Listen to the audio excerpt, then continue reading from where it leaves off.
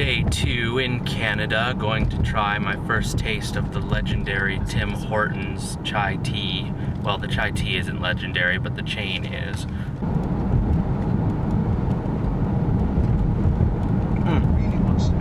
Way too hot.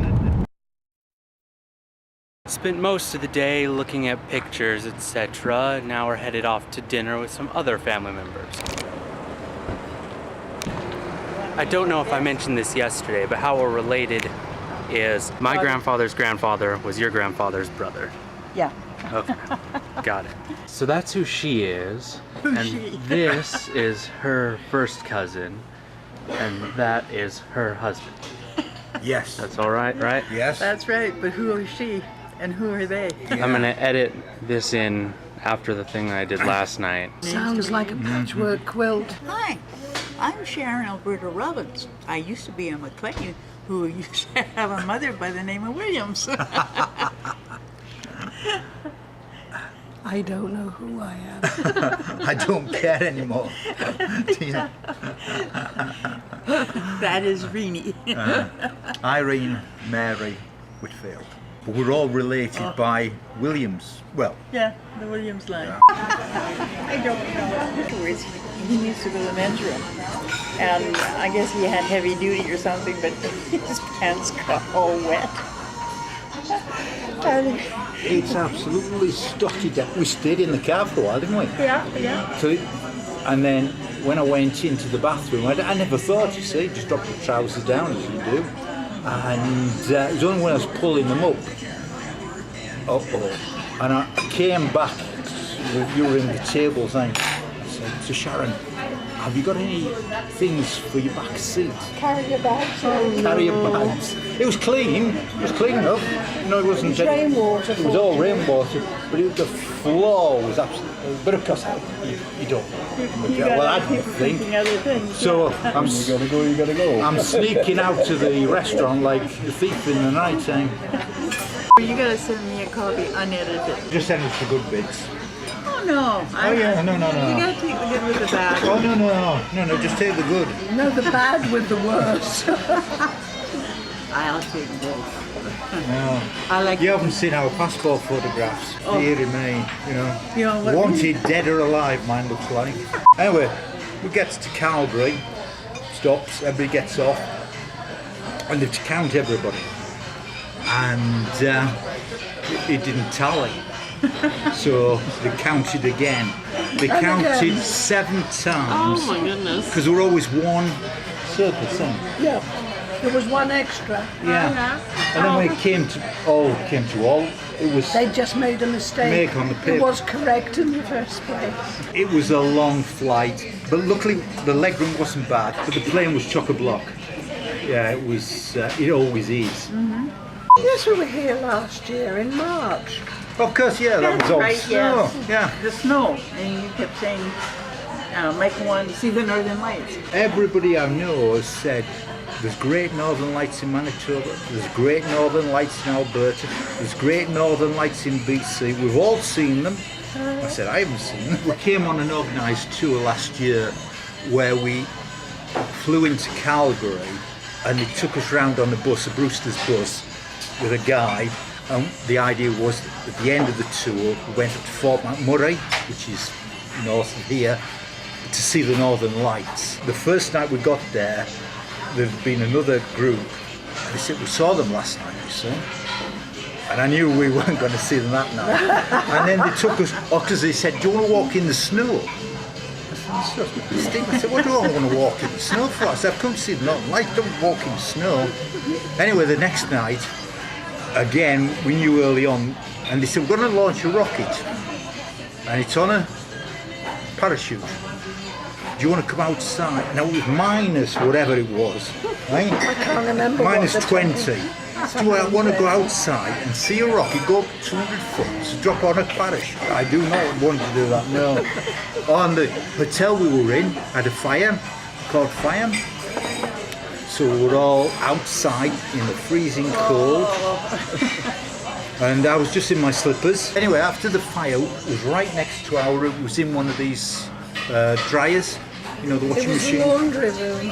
It was right opposite ours, and they said, "Do you want a new room?"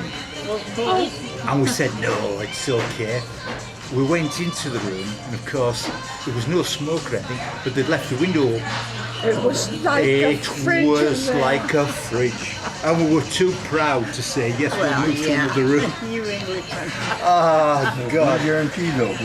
Yeah. We're tough as English. And it was a real fire, because the firemen came with the axes, the police chief was there, there was the 3 fire engines that they only They've never had a fire They in the had the hotel there.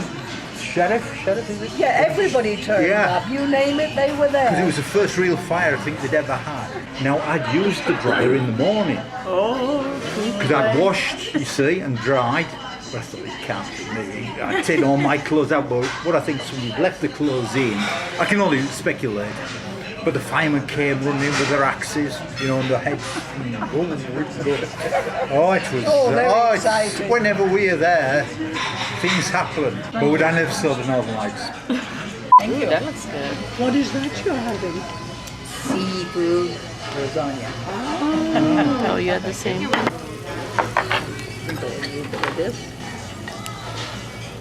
And the other thing I hate is, I don't know whether you get it, it's bad here, people with the cell phones. But where did inhibitions go to? Oh, you Things hear they all talk sorts of about stories. on the phone in public. Yeah. Oh, it's so weird. A lot don't know Canada used to drive on the left and have the steering wheel on the right. And a lot of Canadians don't know that. Because it was such a long time ago in the 20s. If you ever have a quiz, right, say, did Canada ever, because you know, Australia, England drive on the left, and Canada did as well. I presume it was Henry Ford. Because it's a more natural side to drive on, really, when you think about it. No, it's not.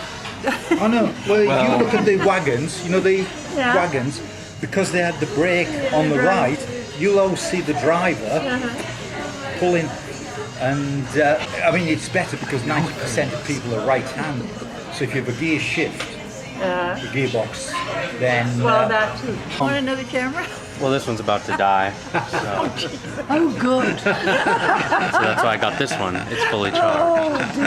The first time I was in Japan, we had to take a taxi from the airport, and I started to get in on my side of the God, car, yeah, the yeah, right that's side, right. and the driver started yelling great. at me, and I thought, what's his problem? Are women not allowed to ride in the front seat or something? Yeah, we're trying to explain as well to some people the standard gauge of a railway, why it was such. We told them about chariots and Romans were saying, well, of course, Canadian American history is just very recent. That's such a long time And ago. yeah, and we said it's because that was the chariots with glazed over this, but you know they have tried it in other countries. In Britain, they did have it for a while, it's a wider gauge, but in Russia, it's still this wider gauge. And you get a train from Germany, and you get onto the Russian train. Now, when it gets to the border with China, China's standard gauge, like everybody else, they lift it up and put the bogies underneath and drop it down, and on you go, and then vice versa. I don't need to believe in mine, but I don't need to believe about the Romans either, but you know. The Romans are actually the reason why you guys drive on the left, too. That's right, because of the sword Yeah. arm. Yeah. Saw down as well, you see? Yeah. So why do we drive not on the left? Because when we were settling the American frontier on the wagons, they needed to sit so they're in the middle of the road. Yeah. And they need to whip the cattle with their right hand. So that's why we drive on the other side. Canada is 60 times the size of Britain, you know, with half the population. It's funny now. Oh, it's funny Back now. then it wasn't. It was just another irritating thing that happened. We were there when the big dust cloud was in Iceland, you know, when all the aircraft were out. The volcano? Yeah. We went to Glasgow, which is about 90 miles. You're okay for miles. They bussed us all the way back, right past the road end. We'd come down 2 hours down the road back. to Manchester, which is about 100. 3 hours Yeah. down the road. We then got the aircraft and we said, why couldn't you park it in Newcastle or Edinburgh? You know, anyway. And he said, we're going to take off, we're going to do everything's okay. And we flew over that volcano, because it was 3 miles high and we were 5 miles high. Alan asked it yesterday that he heard something about sometimes pilots make a hard landing, because we were in Kauai when they made one. And Alan had been videotaping just like this out the window, and he had just said something about a rough landing when we hit that runway real hard. So he was telling her about it, and she said that, yeah, sometimes in the weather that the pilots will drop it down harder to get a grip on the runway. Oh, yes. But what amazed me was that pilot that landed In the Hudson? plane. Yeah. That was This is marvelous. a bird. Yeah. Yeah. We landed in the river, brilliant. Yeah. But that's what they paid for. That's, you know, that's the whole... The expertise. Yeah, the expertise that they don't panic. There was a big Boeing 747 British Airways flew from London to Sydney, and it was flying over Jakarta, and all 4 engines went because there was a dust storm, a volcano, and he managed to relight them. Because I like to watch this accidents. I watch all those. I'm going to sit on that black box. No. I'm on that black box next time I'm on the flight. I'm sitting there. 'Cause that's where and he then turned it around to go back. And he then went through it again. So it went off again. And then he managed to get 2 going. But of course he was dropping and the mountains were coming. And it was what to do, wait for the engines, you know, to restart, or go round again and land in the sea. And that's what, you know, that's what it's all about. Yeah. And he's so funny, the captain. He's so calm. He's Oh yeah, very, this very is it. English. Yeah, Like, yeah. we've lost all the engines. All 4 engines. And the bloke at Jakarta his English wasn't good. You've lost 1 engine. No, we have lost all 4 engines. And then they go through the book, they've got a book, and they're saying, right, after 10 seconds you do this, and try it. And still stay calm. Try it again. And I'm thinking, I wouldn't be calm at this stage. No. You know, this Malaysian plane that's gone down. This is most peculiar. Oh yes. Linda's said it's been got by terrorists, you see, and they've painted it and done all this. I said, Linda, it's not like a car. I said, we've got 4 engines. It's either Rolls-Royce engine or the General Electric engine. Or it's got its own logbook. You just can't pick up, you know, a big 777. And then they said, oh, well, it could have landed in India. And you think, well, no way. But they say, oh, we switched the radar off at 6 o'clock on a Friday.